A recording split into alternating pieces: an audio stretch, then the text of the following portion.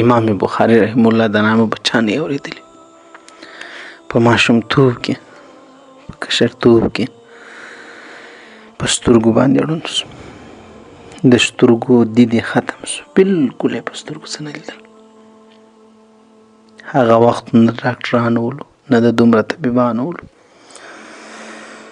مور یې یو ډېر لوی د الله ولیه وله. مور څرنګه د مور دعا در سرو زرو د انسان لپاره قیمتي ده ورونو. د مور دعا خپلول پکار دی. کوشش وکړئ مور په ډېر لږ څه راضي کېږي.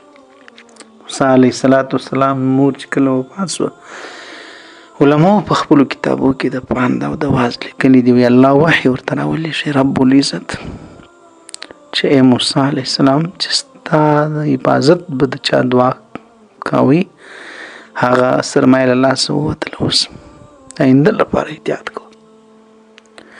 د مور دعا هغه د حفاظت کلا ده د انسان لپاره، هغه د خیر او د برکت سبب ده د انسان لپاره. نو د امام بخاری رحم الله مور الله رب العزت ته په دعا وسوله، الله ته به دعا کوله، ډیره به کوله. د مور دعا د پلار دعا ډیره د اخلاص وي. فرأت والدتها الخليل إبراهيم عليه الصلاة والسلام في المنام فقال لها يا هذه قد رد الله على ابنك بصره بكثرة دعائك. اے د الله بندګۍ دی ابراهیم خلیل الله په خوب کې ولیدي. هغه ورته چې اے د الله بندګۍ ستا د ډېرې کثرت دعا په سبب ستا د زوی تللی دید د سترګو نظر برته الله واپس کړي، الله په سترګو روغ جوړ کړي.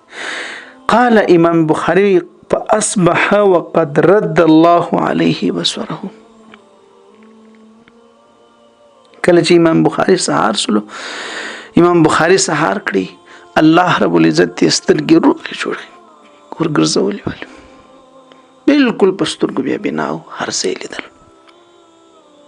څوک وایي چې د مور پلار دعا نه قبلېږي؟ رسول الله مبارک فرمایي د درې خلکو دعا ډېره په خاصه توګه قبلېږي. اول په هغه کې مور او پلار دعا ده، دوهم په هغه کې د مظلوم دعا ده. د مظلوم د دعا څخه ځان لرې ګوري چې کله د یو چا په واسطه نه پره او لاس او دا کږه خوله د الله په دربار کې ونیسي. عزیزانو د دغه سړي د مرستې او د مدد او د کومک او د امداد لپاره د الله رحمت استقبال ته راځي. چا نه مه وېرېږئ، دې کږې خولې نه ووېرېږئ، ازارونه مه ټولوئ، زړونه مه زیروئ او دارنګه خلکو ته ازار مه رسوئ. د ایمان سره وروسته در ټولو لوی غټ خیر هغه مسلمان ته ضرر رسول، مسلمان ته ګټه ونه رسول دي. د شرک او د کفر نه راوروسته در ټولو غټه ګناه هغه مسلمان ته ضرر رسول دي، زیرول دي. درېیمه دعا هغه د مسافر دعا ده. رسول الله مبارک فرمایي د ترمذي حدیث شریف دی چې دغه درې دعاګانې نه رد کېږي، دا د خدای په دربار کې قبلېږي. د مور او پلار دعا دا ډېره په اخلاص، دا در ټولو دعاګانو خالصه دعا ده د انسان لپاره. که ستا مور او پلار هر څنګه یې خو چې د تا لپاره لاس د خدای په دربار کې لپه کې ولو که هغه سیک هم وي هندو هم وي هغه د اخلاص په وجه هغه دعا نه رد کېږي د خدای په دربار کې، ځکه هغه د زړه له کومې هغه دعا در خپل ځان له د اولاد لپاره ډېره د اخلاص ډېر ژر قبلېږي د لوی الله په دربار کې. نو مندو له پکار ده چې مور او پلار دا خپل اولادو ته شرع ونه کړي، بلکې دعا دې ورته کوي چې یا الله زما اولاد ته هدایت ور نصیب کړي، الله علم ورکړي، الله نیک اخلاق ورکړي، الله رب العزت دنیا او آخرت کامیابی ور په نصیب کړي، الله ورکړي.